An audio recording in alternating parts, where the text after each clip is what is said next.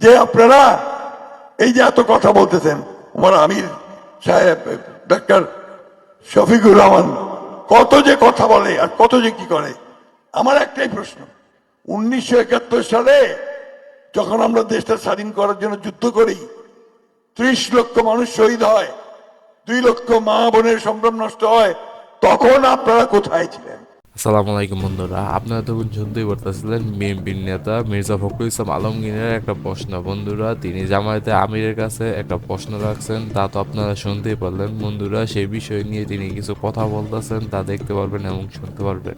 বিএনপির মহাসচিব মির্জা ফখরুল ইসলাম আলমগীর তিনি যে প্রশ্নটা করছেন, এটা হইল তিনি সভা সমালোচনার মধ্যে তিনি হঠাৎ করে জামায়াতে আমিরের কাছে এরকম একটা প্রশ্ন ছুড়ে দিলেন। তো বন্ধুরা, এটা জবাব কি হতে পারে তা অবশ্যই আপনারা কমেন্ট বক্সে জানাবেন। আর তিনি যা কথা বলতেছেন তা তো শুনতে পারবেন এখনই।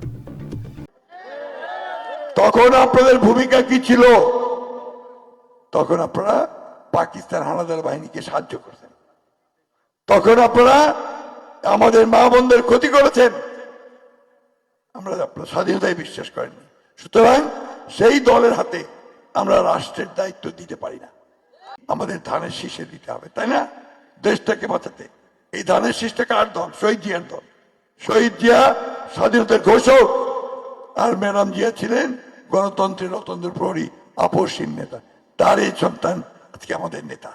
তাই ভাই সব আসেন, আমরা 12 তারিখে ধানের শীষে ভোট দিয়ে একটা ইতিহাস সৃষ্টি করি।